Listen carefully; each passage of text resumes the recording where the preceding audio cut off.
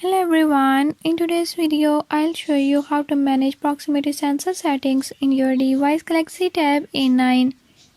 In this video I'm going to show you how you can do it. Before I start, if you are new to my channel, don't forget to subscribe and hit the bell icon. Watch complete video and learn how you can do it. Let's watch the video.